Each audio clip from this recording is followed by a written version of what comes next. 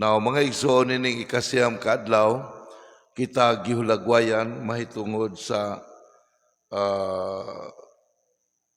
mga pag-ampo o paglitok sa mga pagdayig no ni Zacarias. Kinsa gani ni si Zacarias mga igsoon? Amahan sa ulay landay nga bana sa landay nga babayi nga diin naunsa siya gani naamang tungod sa kakulang o kawalay pagtuo nga mahitabo na ang kaluwasan nga gisaad sa Dios ug nga kini mahitabo dinha kanila sila mo'y mahimong timaan. So gipasabtan pa nga kining kaluwasan nga gihatag sa Dios dunan nay kalambigitan sa atong pagkinabuhi ni ining kalibutan na. No, nga ang Dios man naghatag apan mahitabo dinhi kanato nga moapil gyud ta ani. Dili pa kana bang modawat tatag limpyo ba kaluwasan nga wa po tay paningkamot. O mamukong ra ba mamukong. Oo. Kinahanglan nga moapil gyud ta ani no. Di pa pareho rong panahon na tanawa nay kakalisod tabangan nimo ikaw ang gatabang ikaw na po nagkalisod imo gitabangan piting yaya may buntag maayo baron. So muna nga naagad ang atong cooperation mga igsoon. Mao nga gilagawayan ta nga gahapon si Zacarias pagpangayo nagngalan sa ilang anak paghatag niya sa pagsulat niya nga ang ingalan sa bata Juan dahil naunsa natabo niya nakasulti na siya. So kato din paghingalan niya sa iyang anak nga Juan dili to ordinaryo nga pagngalan-ngalan lamang kundili pagpadayag sa iyahang pagtuo ngadto sa Dios. Mo ni atong buhay mo nawala naman ni rong panahon na mga igsoon. Oo, muna bitaw na ang atong mga ngalan karon. Baling luuya kayo mga bata bisag unsa na lang maingalan murag bugal-bugal na ng uban. No? Wala na dili sa atong Christian tradition magkuam ta tag santos nga sangay pero wa naman very secularist na kaayo. Daghang yung ngilara po ng mga ngalan sa almanake Father. Tato pag ngilaan day ng mga santos no. Ngila day ng mga santos ta. So unsa na lang klases mentalidad. So munang tungod na pagtuuhan nato nga sayop munang maamang gyud ta di ta ka sangyaw. Munang karon nga gipadayag na ni Zacarias ang iyang pagtuo nakasulti siya. Nya karong adlaw mao ni ang iyang mga nalitok nga mga pulong. Tungod sa iyang sa iyang nakita nga dakong buhat sa Dios da kanila. Of course, makadayeg gud sa kayo sa Dios kay naya asawa ni Mabdos niya plus pagbisita pagid sa mahal nga inahan, the confirmation no, that sign.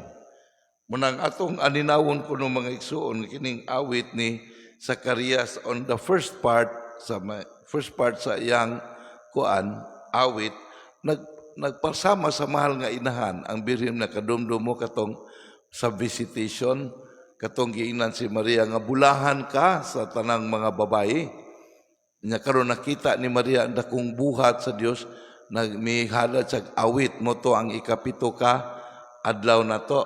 Tunisang ang akong kalag nagdaig sa Ginoo kay nahinumdum siya kanako ngayang labing ubos nga sulugoon. O karon pod si Zacarias siya dako nga pagtuo nga nakita ng dakong buhat sa Dios diha kanila nga din ang kaluwasan nga gisgutan para sa lang katawan sa Israel muna nga siya nagpadayag ngayon dayigon nato ang Dios tungod ni ang dakong buhat nga nahinumdum siya kanato sa iyang kasabutan sa atong mga katigulangan nga si Abraham. Unsa man ang saad sa Dios nga kun ang katawhan sa Dios nga ang kaliwat ni Abraham magpadayon nga magtuo masaligon sa Dios maningkamot nga magkinabuhi sa iyang kabubuton ang Dios mamahimong ilang Dios ug mao usab ang maghatag nila kaluwasan. So naagod ang Dios maigsoon. No? Nya kini mao nga pag-abot na diay sa Mesiyas, mo na ang katumanan. Muna usara gus importante mison nga matinud-anon ta ngadto sa Dios. Kunya kaning middle part mga igsoon, middle part sa Canticle of Zechariah, kani balantayan kay nato ni. Kay kini mga igsoon nagpahinumdum nato ni mga Kristiyanos sa atong panahon karon.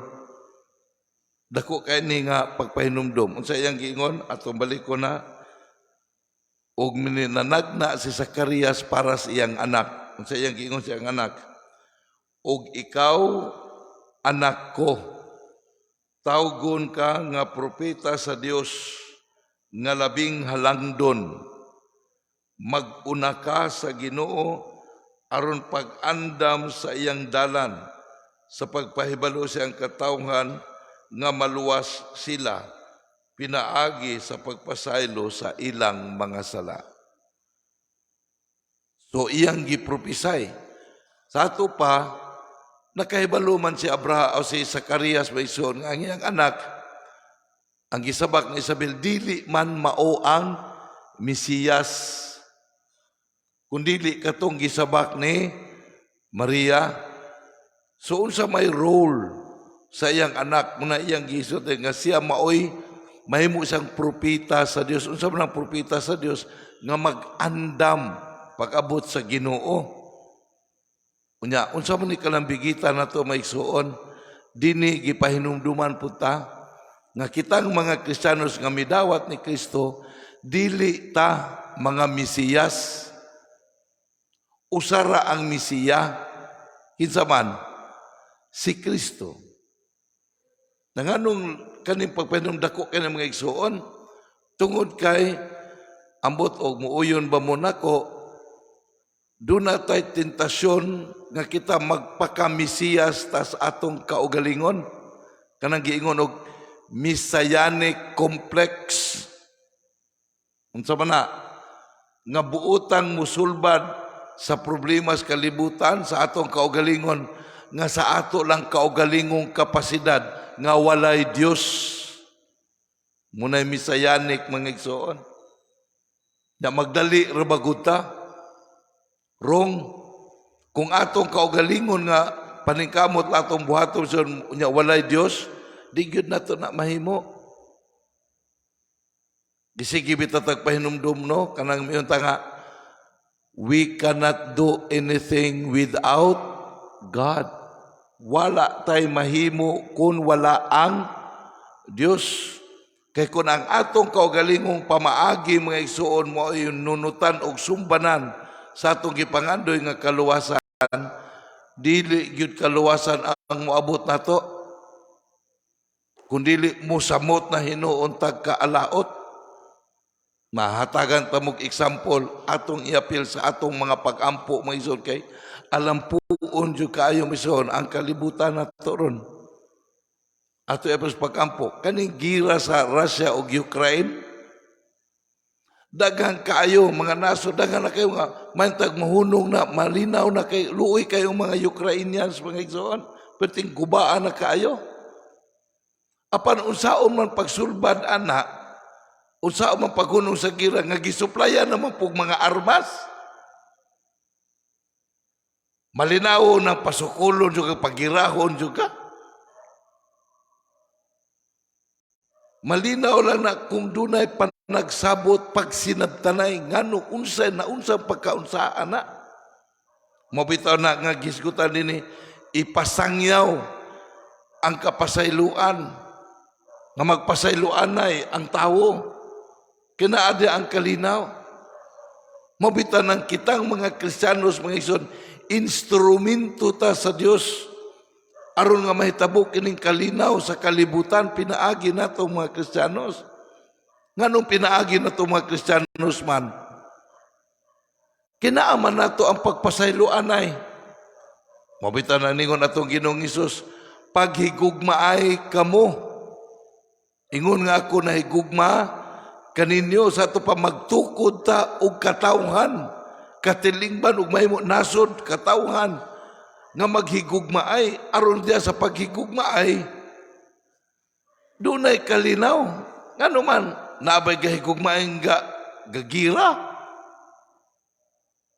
Mabita na may kining kagubot sa kalibutan, misod, nagsugod man gyud ni nato. Kaya kita may kapuyos kalibutan, kagubot sa atong katilingban, gasugod nato ni kung walay Dios sa ato ang kinabuhi. Kung walay gugma, walay pagpasayloanay, mga igsoon. Mabita na nganong wala ni siyang gugma pasaylo, kay garbo man gyud kaayo, garbo man gyud ning gahari rong panahon na. Walay magpalupig. Munang di ni mga igsoon, unya, unsa may kalambigitan na to, ani, kay kita day mga Kristiyanos, mga igsoon, kita po nahisama ni Juan nga magbubunyag, nga mag-andam sa dalan sa Ginoo. Munang kitang mga Kristiyanos, gaandam tas atong panahon karon ug sa umaabot nga henerasyon, may tungod sa pagbalik sa Ginoo. Sama nga sa iyang unang pag-ani, giandam ang katawhan, sa iya po nga ikaduhang pag-ani, andamon usab. O kisa may muandam, kita.